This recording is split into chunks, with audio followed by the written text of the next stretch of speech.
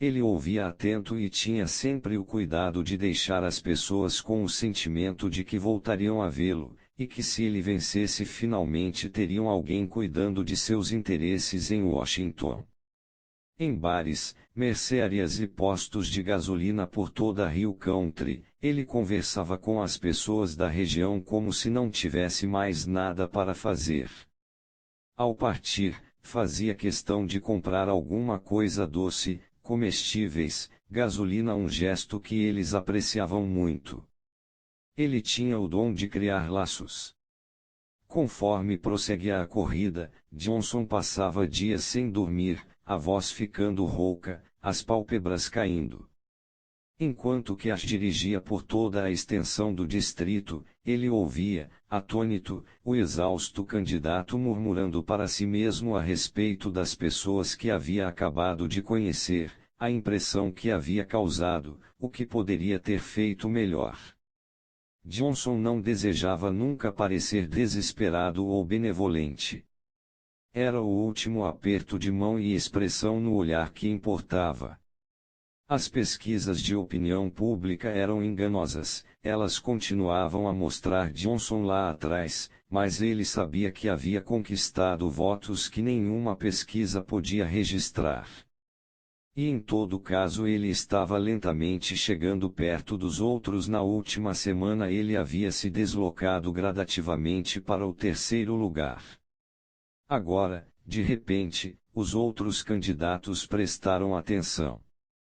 A eleição ficou desagradável. Johnson era atacado por sua juventude, por seu cego apoio a Roosevelt, por qualquer coisa que pudesse ser desencavada.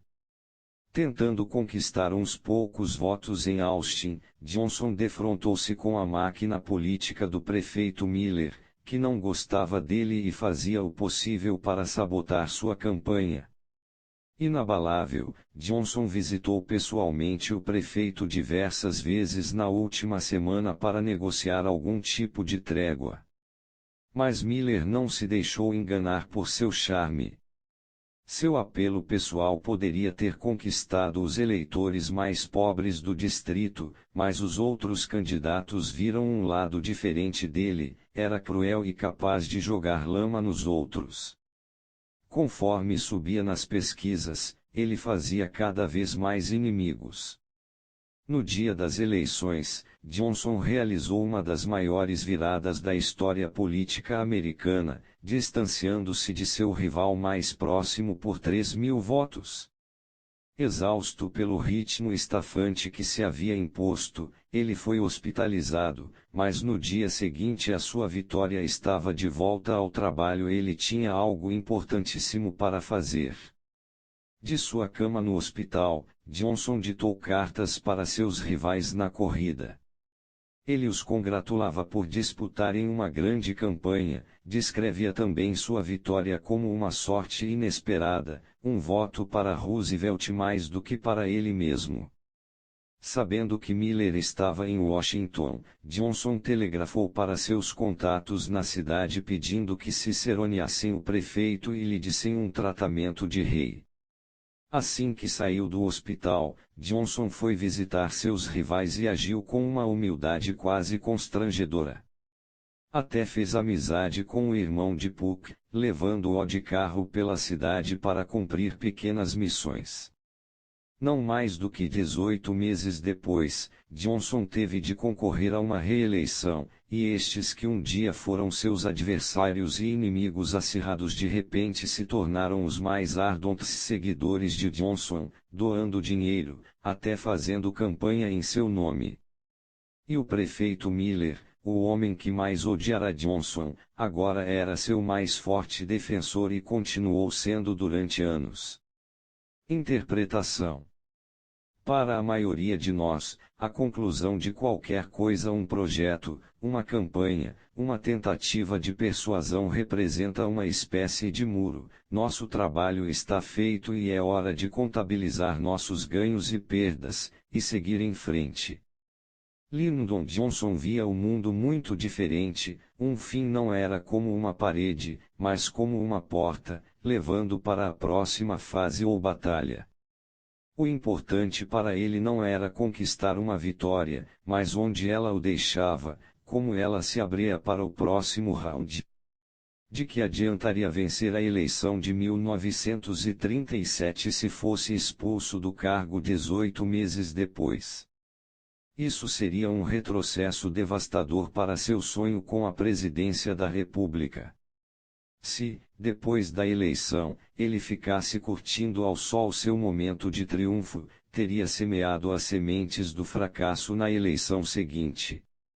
Ele havia feito inimigos demais se não concorressem contra ele. Em 1938, arrumariam confusão enquanto ele estivesse em Washington.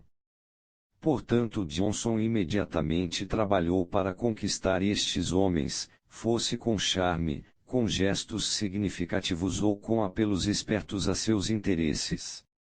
Ele estava de olho no futuro, e no tipo de sucesso que o manteria seguindo em frente. Johnson usou a mesma abordagem em seus esforços para conquistar eleitores. Em vez de tentar convencer as pessoas a apoiá-lo com discursos e palavras bonitas, ele não era mesmo um bom orador, concentrou-se na impressão que deixava nas pessoas.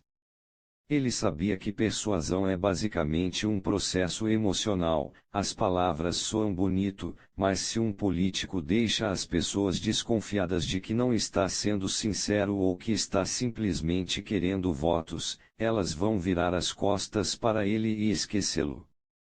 Portanto, Johnson trabalhou para estabelecer uma conexão emocional com os eleitores, e encerrava as conversas com eles com um caloroso aperto de mãos e uma expressão no olhar, um timbre na voz, que selavam o vínculo entre eles. Ele os deixava sentindo que o veriam de novo, e despertava emoções que eliminavam qualquer suspeita de que pudesse não estar sendo sincero. O fim da conversa era de fato uma espécie de início, por ficar na mente deles e se traduzir em votos. Compreenda, em qualquer aventura, sua tendência a pensar em termos de vitória ou perda, de sucesso ou fracasso, é perigosa. Sua mente para em vez de olhar em frente. As emoções dominam o momento, euforia ao vencer, tristeza e amargura ao perder. O que você precisa é de uma visão mais fluida e estratégica da vida. Nada realmente termina, como você encerra alguma coisa vai influenciar e até determinar o que você faz em seguida. Algumas vitórias são negativas, não levam a lugar algum, e algumas derrotas são positivas, funcionando como um toque para despertar ou lição. Este pensamento fluido forçará você a colocar mais ênfase estratégica na qualidade e no estado de espírito do encerramento. Ele fará você olhar para seus adversários e decidir se talvez não fosse melhor para você ser generoso com eles no final, dar um passo atrás e transformá-los em aliados, tirando vantagem das emoções do momento. Ficando de olho no resultado de qualquer encontro, você se preocupará mais com o sentimento que deixa nas pessoas, um sentimento que pode se traduzir em um desejo de vê-lo outras vezes. Ao compreender que qualquer vitória ou derrota é temporária, e o importante é o que você faz com elas, você achará mais fácil se manter equilibrado durante os milhares de batalhas que a vida impõe. O único fim real é a morte. Tudo mais é uma transição. Conforme disse Yasuda, o que o sobre oferecer a última taça de vinho, apenas o final das coisas é importante. A vida inteira deveria ser assim. Quando os convidados estão partindo, a relutância em dizer adeus é essencial. Yamamoto Tsunetomo, Hagakure, O Livro do Samurai, de 1659 a 1720. As chaves para a guerra. Existem 3 tipos de pessoa no mundo. Primeiro, as sonhadoras e faladoras, que começam seus projetos com uma explosão de entusiasmo. Mas esta explosão de energia rapidamente vai se apagando quando elas enfrentam o mundo real e o trabalho duro necessário para levar a cabo qualquer projeto. São criaturas emocionais que vivem principalmente no momento, perdem facilmente o interesse quando algo novo chama sua atenção. Suas vidas estão cheias de projetos pela metade, inclusive alguns que mal foram além de uma quimera. Há aquelas que concluem tudo o que fazem, seja porque são obrigadas ou porque dão conta do esforço. Mas elas cruzam a linha final com um entusiasmo e uma energia distintamente menor do que quando começaram. Isto estraga o final da campanha. Porque estão impacientes para acabar, o fim parece feito às pressas e de improviso. E deixam as pessoas se sentindo ligeiramente insatisfeitas, não é memorável, não dura, não tem ressonância. Estes dois tipos, tanto um como o outro, iniciam cada projeto sem uma ideia firme de como terminá-lo. E conforme o projeto progride, inevitavelmente divergindo de como eles tinham imaginado que seria, ficam inseguros sem saber como sair dele e desistem, ou então simplesmente correm para terminar logo.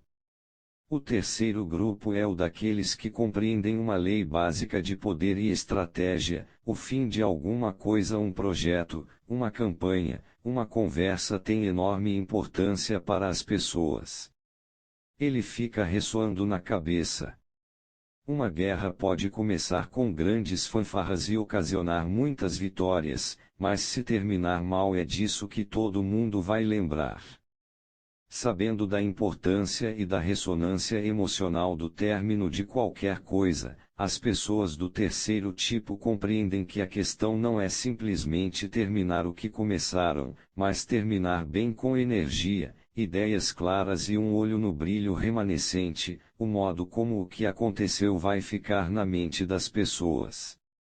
Estas pessoas invariavelmente começam com um plano claro.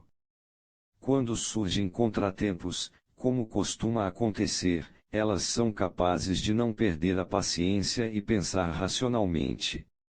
Elas planejam não apenas até o fim, mas além do fim, as consequências. Estas são as que criam coisas que duram, uma paz significativa, uma obra de arte memorável, uma longa e fértil carreira. A razão da dificuldade para terminar bem as coisas é simples: fins inspiram emoções avassaladoras. No final de um conflito acirrado, temos um profundo desejo de paz, uma impaciência pela trégua. Se o conflito está nos conduzindo para a vitória, com frequência sucumbimos às ilusões de grandeza ou somos tomados pela ganância e agarramos mais do que necessitamos. Se o conflito tem sido desagradável, a raiva nos leva a terminar com um violento e punitivo golpe.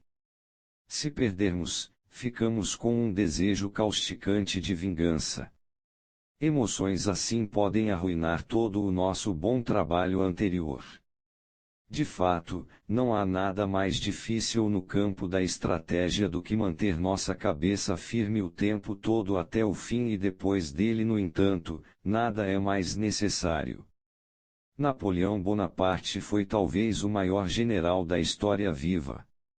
Suas estratégias eram maravilhas de flexibilidade e detalhes combinados, e ele planejava tudo até o final.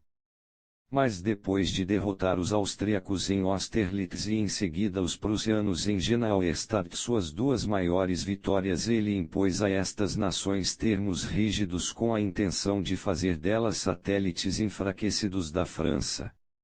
Assim, nos anos seguintes aos tratados, ambos os países abrigaram um forte desejo de vingança. Eles reforçaram secretamente seus exércitos e esperaram o dia em que Napoleão estivesse vulnerável. Esse momento chegou depois de sua desastrosa retirada da Rússia, em 1812, quando eles o abateram com terrível veemência.